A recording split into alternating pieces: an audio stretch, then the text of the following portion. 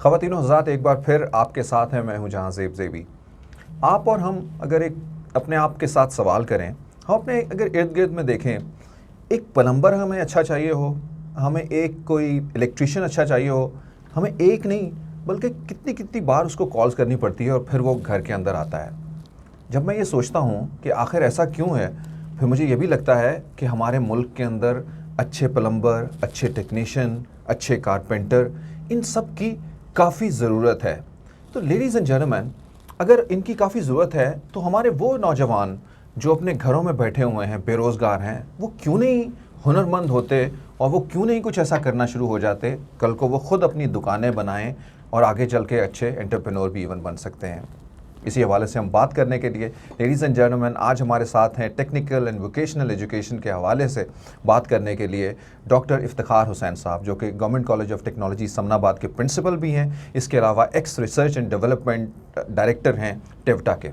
Doctor صاحب، تاریخی لحاظ بھی، اور یہ میں نے بات ہی جس طرح سے سٹارٹ کی ہے، جب اتنا سپیس پڑی ہے کہیں پاکستان کے باہر نہیں بلکہ اپنے ملک کے اندر، تو پھر جو ہے وہ ہمارے نوجوان صرف گھروں میں بیٹھے ہوئے سوشل میڈیا یوز کرتے ہوئے یا گلیوں کی نکروں کے اوپر اپنا وقت کیوں ضائع کر رہے ہیں؟ بسم اللہ الرحمن الرحیم۔ بہت شکریہ جان بھائی، آپ نے بڑی خوبصورت ایک پہلو کی طرف آپ نے توجہ دلائی۔ بنیادی طور پر ٹیکنیکل ایجوکیشن ووکیشنل ٹریننگ کا جو مقصد ہے وہ یہی ہے کہ ہم اپنے نوجوان کو، اپنی یوتھ کو سکل پرووائڈ کریں۔ ان کے ہاتھوں میں موبائل کی جگہ پہ، ان کے ہاتھوں میں پستول کی جگہ پہ، ان کے ہاتھوں میں نشے والی چیزوں کی بجائے ہم ان کے ہاتھوں میں سکل دیں، ان کے ہاتھوں کو ہنر سے بہرہ مند کر دیں۔ وہی ہاتھ جب ہنر والے ہاتھ بن جائیں گے تو سونے کے ہاتھ ہم اس کو کہیں گے کہ وہ سونے کے ہاتھ بن گئے ہیں۔ ان ہاتھوں سے وہ اپنا ہنر، اپنے اس ہنر کو بروئے کار لاتے ہوئے اپنی روزی کے لیے بندوبست کرے گا، اپنے خاندان کے لیے، اپنے بچوں کے لیے بھی کرے گا، اور دوسری طرف ملک کو، قوم کے لیے وہ کام کرے گا۔ اس میں کمی کیا ہے، اس میں پرابلم کیا ہے؟ پرابلم یہ ہے کہ دیکھو، گورنمنٹ نے بے شمار اپورچونیٹی پرووائڈ کی ہے۔ گورنمنٹ نے ادارے کھولے ہیں، ووکیشنل ٹریننگ کے ادارے موجود ہیں، ٹیکنیکل ایجوکیشن کے ادارے موجود ہیں۔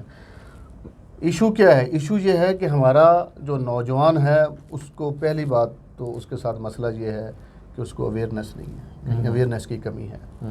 جب بچہ اسکول جاتا ہے، جو بچے اسکول سے بھاگ جاتے ہیں، خاص طور پہ ایک بچہ بہت اچھا سکلڈ ورکر بن سکتا ہے، بہت اچھا پلمبر بن سکتا ہے، بہت اچھا الیکٹریشین بن سکتا ہے، لیکن ہمارا معاشرہ اس کی طرف توجہ نہیں دیتا، اس کو اویئرنیس نہیں دی جا رہی کہ اس کے سامنے آپ بڑی خوبصورت بات آپ نے کی کہ ایک اگر کالونی میں ہم اپنے گھر کے لیے پلمبر چاہیے تو ہمیں اچھا پلمبر نہیں ملتا، ہمیں اچھا الیکٹریشین نہیں ملتا، اور جب کوئی ملتا ہے تو وہ جب ہمیں کہتا ہے کہ اپنی منہ مانگی قیمت لے لیں، جی جی، اپنا منہ مانگا معاوضہ لیں، آگے وہ لیتا ہے۔ اگر کوئی اچھی پرفارمنس رکھتا ہے تو واقعی ہم اس کا منہ مانگا معاوضہ دینے کو تیار ہیں، اس میں کوئی شک نہیں ہے۔ لیکن توجہ صرف یہ ہے، مقصد صرف یہ ہے کہ کمی یہ صرف یہاں پہ ہے کہ ہم نے اپنی یوتھ کو اس طرف لے کے آنا ہے۔ میں سوشل میڈیا کی طرف لوگوں سے ریکویسٹ کروں گا، دوستوں سے، گورنمنٹ سے ریکویسٹ کروں گا کہ اس کے اوپر جتنی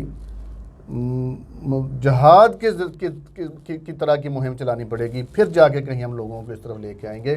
اور دیکھیں، ہمارے ساتھ مغرب کی مثالیں موجود ہیں، ترقی یافتہ ملکوں کی مثالیں ہمارے سامنے ہیں کہ جب ان کا نوجوان ہوتا ہے، وہ سب سے پہلے اس کو جاب کی تلاش ہوتی ہے، وہ جاب کے لیے کہیں دوسری قسم کی کنونشن قسم کی ایجوکیشن نہیں لیتا، وہ کیا کرتا ہے؟ ووکیشنل ٹریننگ کی طرف آتا ہے، ٹیکنیکل ایجوکیشن کی طرف آتا ہے۔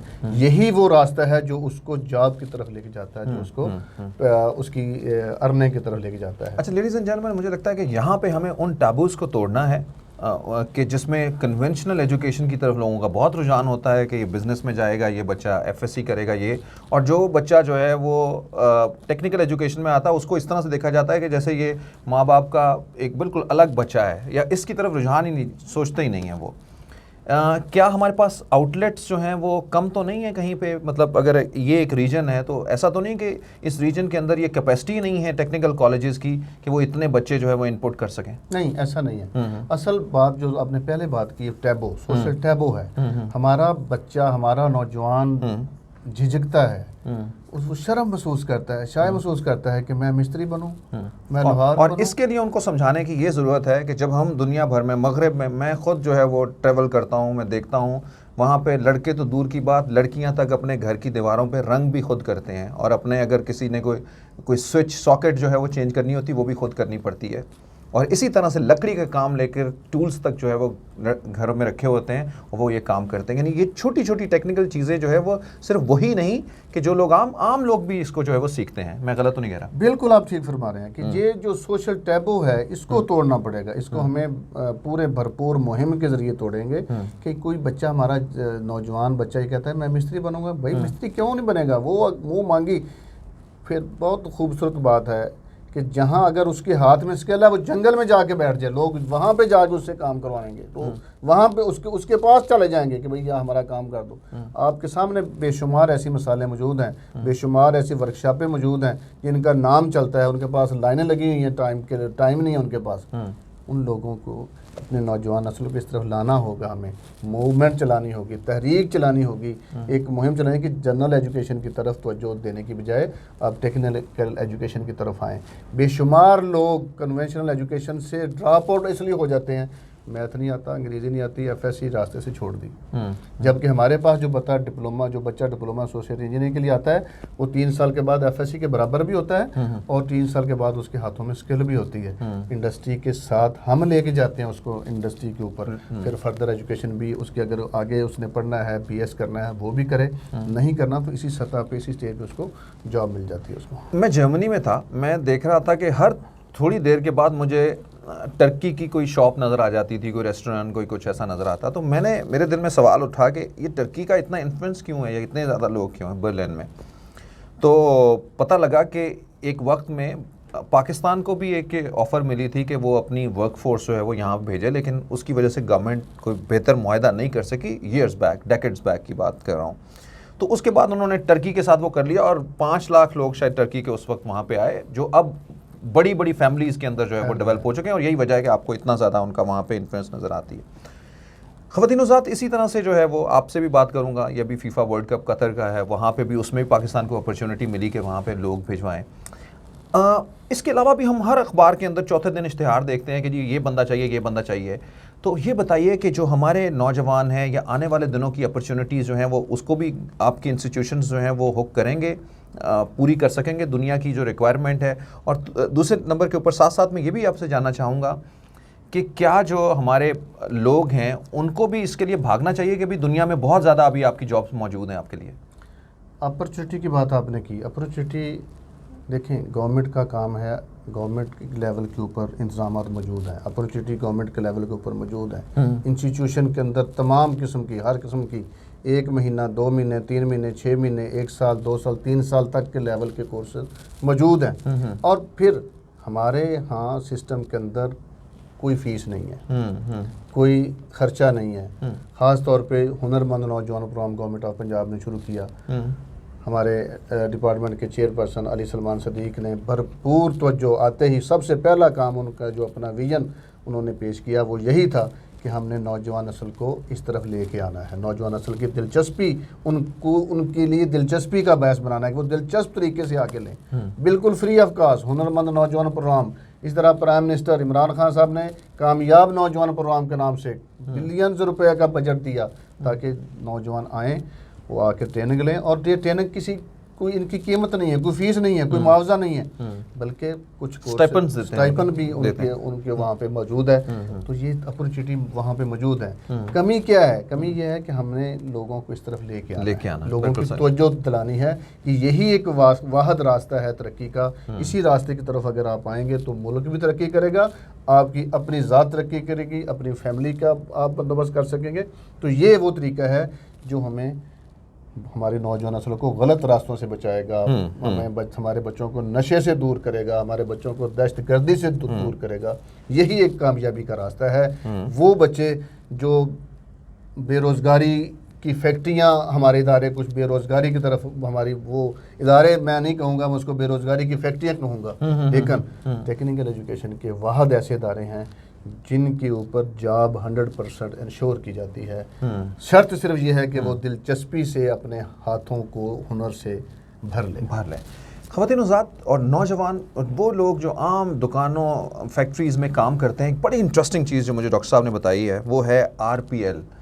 ڈاکٹر صاحب ذرا بتائیے گا RPL کے ذریعے سب لوگ کس طرح سے سرٹیفائڈ ہو سکتے ہیں؟ موجودہ گورنمنٹ جب ابھی اپرچونیٹی کی جب بات کی تو یہ بڑی خوبصورت اپرچونیٹی ہے جو RPL کی نام سے ہماری گورنمنٹ نے، ہماری مینجمنٹ نے، ہمارے چیئرپرسن ٹیپٹا کی ویژن نے متعارف کرائی. وہ ہے RPL، recognition of prior learning, کہ بچے کے پاس، انڈیویجول کے پاس ہنر موجود ہے. آپ نے بے شمار دیکھے ہوں گے فیکٹریوں میں یا ورکشاپوں میں، دکانوں میں بچے کام کر رہے ہیں جس کو ہم چھوٹے کے نام سے کہتے ہیں. ہنر کا اس کے پاس بے شمار ہنر ہوتا ہے، بڑا ایکٹیو کاریگر ہوتا ہے، لیکن انفارچونیٹلی اس کے پاس سرٹیفکیٹ نہیں ہے. جبکہ آگے جو ڈیولپمنٹ کی جو لوگوں کی طرف جا رہا ہے، لیجسلیشن اس طرف کی ہونے جا رہی ہے کہ بغیر سرٹیفکیٹ کے کوئی بچہ، کوئی بندہ اس طرح کے جو فنی تعلیم کے کام ہیں انہیں نہیں کر سکے گا. تو ہماری گورنمنٹ نے یہ اپرچونیٹی دی ہے، ہمارا ڈپارٹمنٹ کے اندر یہ اپرچونیٹی موجود ہے. بغیر کسی فیس کے وہ بچے کے پاس ہنر موجود ہے. ایک دن کے لیے ہم ان کو بلائیں گے، ایک دن کے لیے لا کے ان کو رجسٹر کر کے ہمارا پورا میکنزم موجود ہے اسیسمنٹ کا. CBT کے اوپر، کمپیٹنسی بیسڈ ٹریننگ کے اوپر اس کی اسیسمنٹ کریں گے. بورڈ، ٹیکنیکل بورڈ کی طرف سے اسیسر آئے گا، وہ اس کو بھرپور سسٹم سے گزارے گا، اس کی اسیسمنٹ کرے گا اور اس کو کامیابی کا سرٹیفکیٹ ایوارڈ کر دیا جائے گا. Very interesting ladies and gentlemen, بہت بہت شکریہ. ٹیکنیکل ووکیشنل ایجوکیشن ٹریننگز، یہ پاکستان کے لیے اگر ہم یہ کہیں کہ یہی وہ رستہ ہے روشنی کا، ترقی کا، تو غلط نہیں ہوگا. یہ جو ہاتھ ہیں جو خدا نے ہمیں نعمت دی ہیں، ان کو ہم سونے کے ہاتھ بنا سکتے ہیں. صرف اپنے بچے ہی نہیں بلکہ اپنی بچیوں کے لیے بھی ہم یہی کہیں گے. بڑھیے آگے اور اپنے آپ کو ہنرمند کیجئے. یہ ہنرمند کرنا ایک تو آپ کی اپنی ذات کے لیے ہے، لیکن اسی کے ساتھ ساتھ میں آپ کو معلوم ہی نہیں پڑ رہا کہ جب آپ اپنے گھر میں کچھ کما کے لے کے جائیں گے، جیسے ڈاکٹر صاحب بتا رہے ہیں اور سب لوگ جانتے ہیں کہ ٹیکنیکل ایجوکیشن کا گراؤنڈ کے اوپر جو ہے وہ 100% جو ہے وہ آپ کی جابز کی ایشورنس ہے اس حوالے سے. اور اگر نہیں بھی ہے تو آپ اپنا اچھا خوبصورت کاروبار بھی جو ہے وہ آغاز کر سکتے ہیں. تو اپنے ہاتھوں کو سونے کے کیجئے. جب آپ اپنے خاندان کے لیے، اپنے لیے کما رہے ہوں گے تو آپ اپنے ملک کی ترقی کا بھی ایک بہت بڑا ذریعہ بن رہے ہوں گے. Thank you so much for being with us. آگے بڑھیے روشن پاکستان کے لیے.